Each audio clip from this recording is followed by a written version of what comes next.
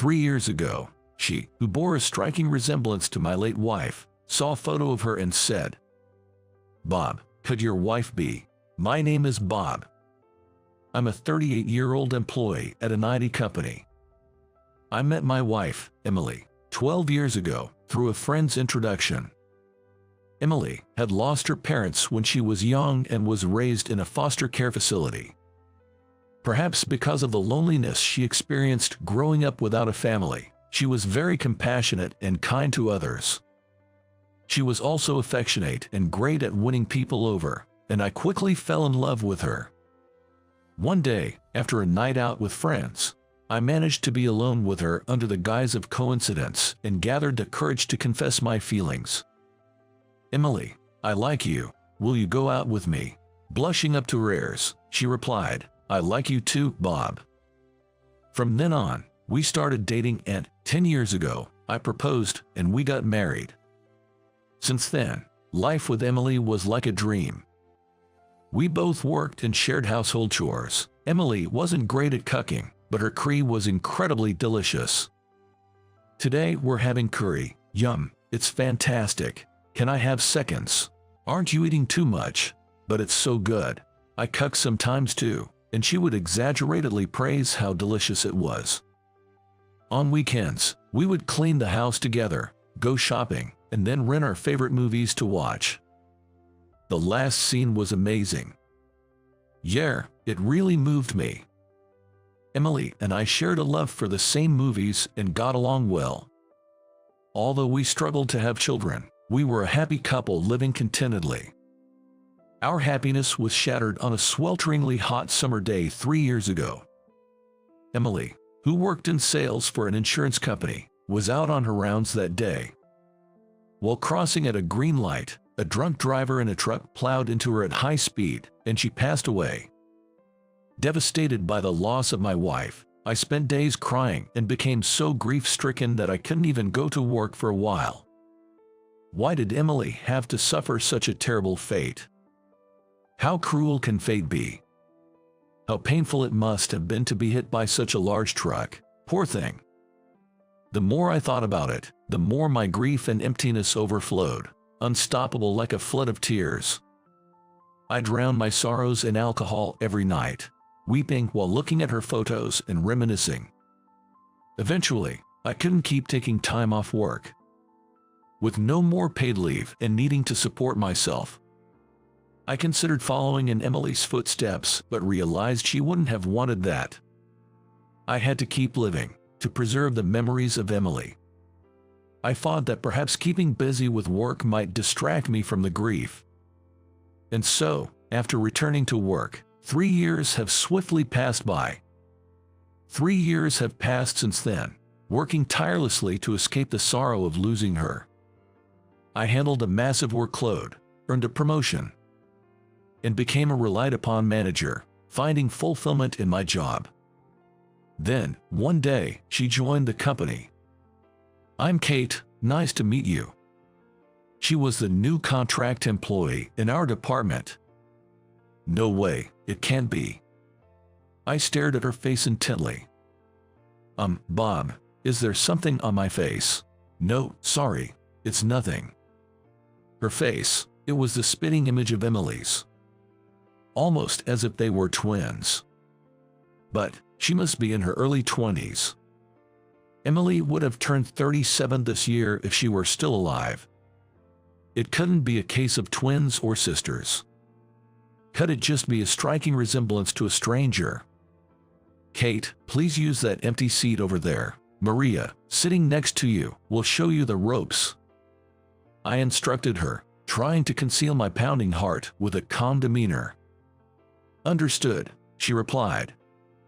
Her voice even seemed similar, somehow. Is such a coincidence even possible? Or am I just so longing for my wife that I'm seeing illusions? That's what I began to think.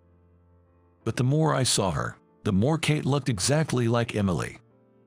Her voice, the way she talked, even her cough, laugh, and the way she sneezed, it was hard to believe she was just a look-alike. Maybe she's a relative. That's it. I should ask Kate if she knows anything about my wife. One day, I called her to a meeting room, saying I had something important to discuss. Bob, what did you want to talk about? Kate, there's something I'd like to ask you. Do you know this woman? I showed her a photo of my wife on my phone. She widened her eyes in surprise. This woman, she looks just like me. Who is she? This is my wife. Unfortunately, she passed away in a traffic accident 3 years ago. I'm so sorry for your loss, she responded. Then, looking up at me with difficulty, she asked, Your wife, could her name possibly be Emily? Hearing her mention Emily's name, my heart skipped a beat. Yes, that's right, Emily. How do you know her name? Then her maiden name must be Abbott, right? I gasped as she correctly guessed my wife's maiden name. Kate, what exactly is your relationship with my wife? When I asked, she uttered astonishing words. I am Emily Abbott's daughter. What, daughter? Unbelievably, she was the child Emily had given birth to before we met. I was given up for adoption soon after birth and was later adopted by my current parents. I only learned about it when I became an adult and needed my family register for a passport for an overseas trip. That's when I first found out I was adopted. Her adoptive parents later told her about her origins when she confronted them. Emily, my wife, had become pregnant with her at the young age of 16. However, the older man she was dating at the time abandoned her upon learning of the pregnancy. Emily, who had lost her parents young and grew up in a facility, had no one to confide in and became increasingly isolated as her pregnancy advanced, until a staff member at the facility noticed. After giving birth, the baby was placed for adoption through a consultation agency with a couple who wanted children but couldn't have their own. And so Kate became the adopted daughter of her current parents. But Emily never mentioned having a child to me. Did she not mention it because she gave her up for adoption, making her no longer a child? Or maybe she thought I would be shocked to hear about it.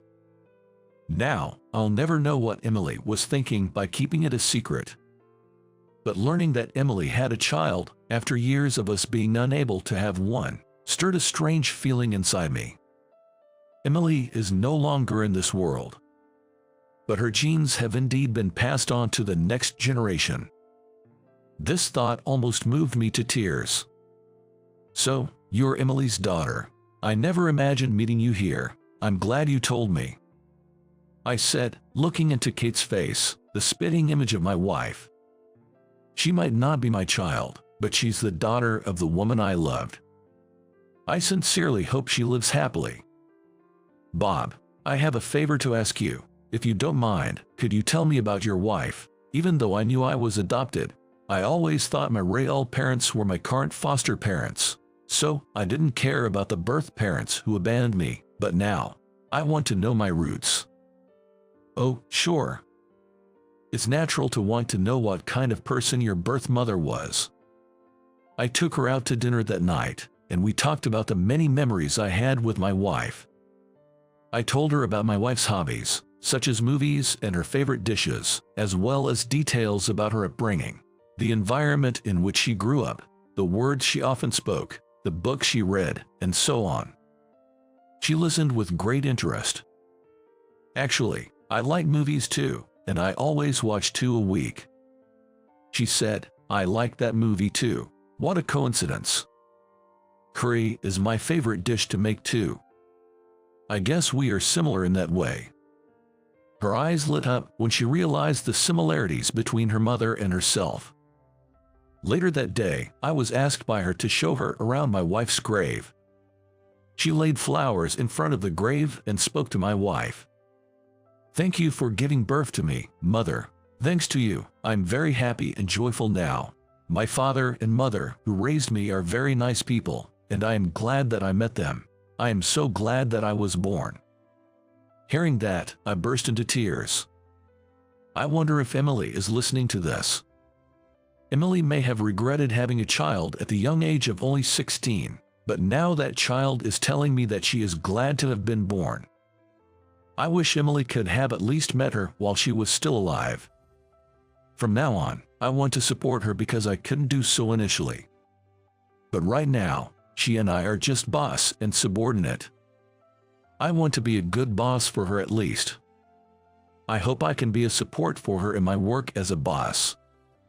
With this in mind, I became more enthusiastic about my work from the next day. It was then. Suddenly, a shocking scene caught my eye. "Kate, can I have a word?" "Yes, Max, may I help you?" Kate is called by Max, the department manager, and goes to the side of the desk.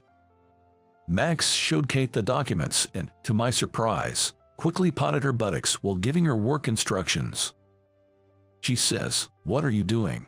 "Stop it, Max." When Kate resisted with a stifled voice, he said, "What are you talking about?" Max acted as if nothing had happened. I stood up hurriedly. "Max, I sigh too. Where are you touching?" "What? I didn't do anything." "You're not getting away with this. I'm going to report this to HR." "What? You dare to oppose me, your boss, in the name of your subordinate? I don't care what happens to you." Max was furious. I was prepared for the possibility that I might be told something or other and be fired. But when Kate and I went to consult with the personnel department together, Max was given a stern warning later that day. Furthermore, he was transferred to another department. Oh, thank goodness. Thank you so much for covering for me. I was in trouble because Max was persistent. According to Kate's story, Max had persistently invited her to dinner and even threatened to fire her if she refused. I'm so glad he got transferred. And by the way, you should have talked to me about it earlier. I'm sorry. I thought I might cause trouble to you. From now on, don't hesitate to consult me about anything. When I said that, Kate smiled happily. Thank you. At that moment, I thought, I want to protect this smile. Though I can't be her father, I want to do everything I can for her. After that, I recommended her for a full-time position, advocating to the senior management and HR. Thanks to that, Kate was successfully hired as a permanent employee of our company. This meant I could continue to watch over her closely.